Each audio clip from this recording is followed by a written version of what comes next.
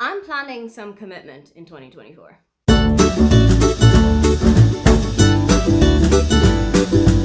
Hi, welcome, come on in. My name is Aoife, and today I am taking you through all of the series that I want to read at least one book from in 2024. I've done this for a couple of years. I've set out a couple of series at the start of the year, and the only goal is to read one book in them. Whether that will bring me to the next book in the series or whether that will take it completely off my TBR, I just want to take off one book. If it happens to be more, great, but the target is one. I don't usually try and put new series on this because there's quite a few series that I'm already in the middle of, but some new series have actually managed to sneak their way onto the list this year.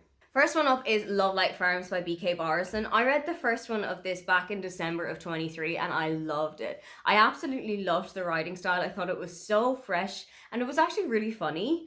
But I have got the other two books in the series on my Kindle. I went out and bought them almost straight away. I want to read In the Weeds in April because April's buzzword for Buzzwordathon is kind of nature words, and weeds is definitely a word for nature.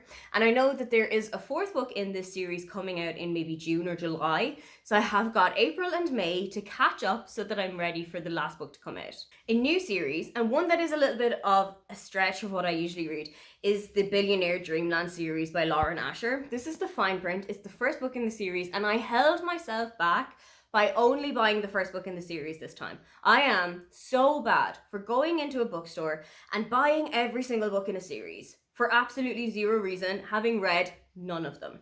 So I thought, this time, make a difference in your life. Only buy the first one, read that, and then see if you want to buy the next ones.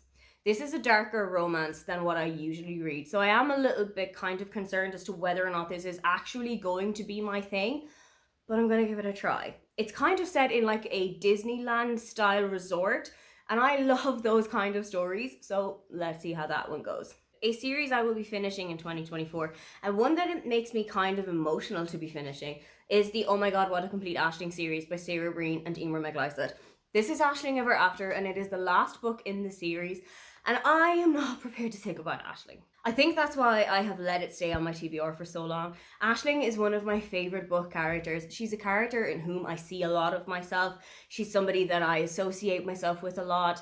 A lot of things that have happened to Aisling have happened to me at the same time as reading the book, and I am very bittersweet about saying goodbye to her. But I am going to read this in March. In March, I like to read a lot of Irish books, books by Irish authors, books that are set in Ireland. So that is when I am going to pick this book up and give Aisling the send-off she deserves. A series I've already started and I need to read the next two books because both of them are on my TBR is the Spoiler Alert series by Olivia Dade. This is All the Fields, and I also have Shipwrecked on my TBR, and I know that I said I try not to buy full series, but I got both of these as a gift. My friend, who really enjoyed the Spoiler Alert series, gifted me both of these for my birthday last year and said that she really loved the romance element to it, but also the plus size representation. And that is something that I feel books don't feature a lot.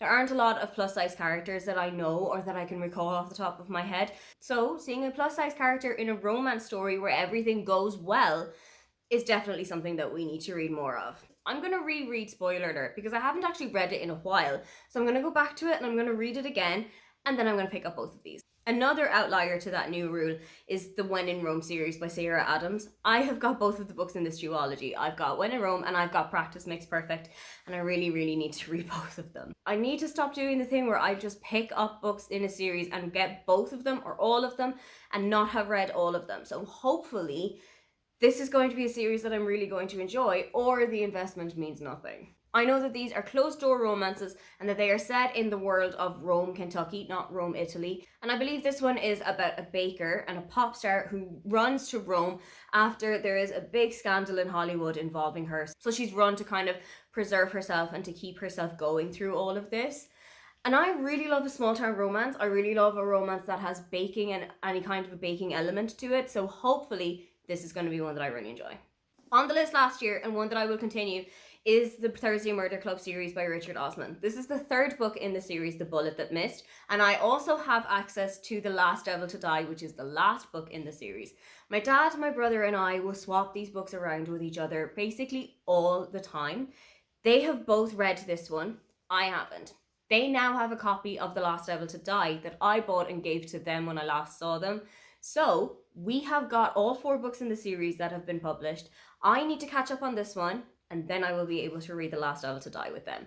I'd also love to give a new author a try in 2024, and I am going to try Elle Kennedy's books for the first time. I have got quite a few of them on my TBR. I've gotten quite a couple of them from NetGalley, but I am going to go back to the start, and I am going to read the Avalon Bay series. So this is the Good Girl Complex and the Bad Girl Summer, and there's the other ones that I can't remember. I think it's a trilogy, and I've got 2 of them on my Kindle. I know I said I have to stop doing that, but that decision was made at the start of the year. Those books were purchased in 2023. So I need to get those out of the cobwebs. I need to actually get those ticked off and see if I really enjoy Elle Kennedy's writing. Maybe that's going to be a vlog idea where I will pick up all of the books that I have by Elle Kennedy and do a kind of a taste test and see if she's for me. But I do need to get that series started at least. A series that maybe you didn't think that I would continue on with is the All Our Hidden Gifts series by Caroline O'Donoghue. I read All Our Hidden Gifts in October, and I feel like that was the perfect time to read it because of the witchy elements, because of the tarot element to it. And I think I'm going to do the same thing again with the next book in the series, which I think is Every Book a Curse. I know that there's 3 books in the trilogy. I know that my library in Berlin has access to all 3 of the books in English. So I'm going to take a look at my local library in around late September, early October, pick up a copy of the book, and I'm going to see how I enjoy the next ones too. I love Caroline's contemporary writing. I absolutely adore it, and The Rachel Incident was one of my favorite books in 2023.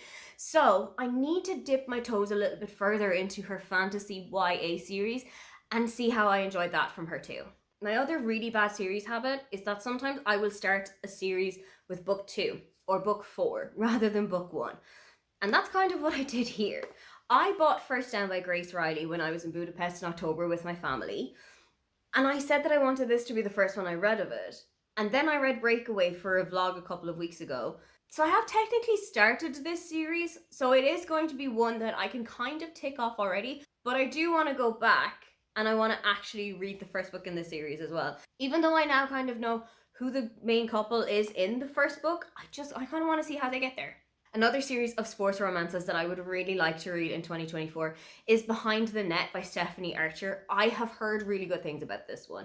I've been a little bit up and down with the hockey romances that I've read recently, but I've heard really good things about this one. So I'm going to try and see if I can find a copy of the first one in it, which I think is also called Behind the Net anyway. And I think that they are set in Canada, which I feel like is a really good place to set a hockey romance because hockey is such a huge thing in Canada anyway. So let's see how I get along with that one. But I'm hopeful that it's going to be a little step up from the hockey romances that I've read previously. Those are all of the series that I would love to have read at least 1 book from by the end of 2024. What series have you got your eye on for 2024? Maybe give yourself a goal to read just 1 book from it. If you would love to leave me a comment but you can't think of anything you'd like to say, leave me the fist bump emoji because by the end of 2024, when I've read 1 book from all of these, that is what you are going to give me. Don't forget to like and subscribe because I have new videos up every week. Now, get on out of here.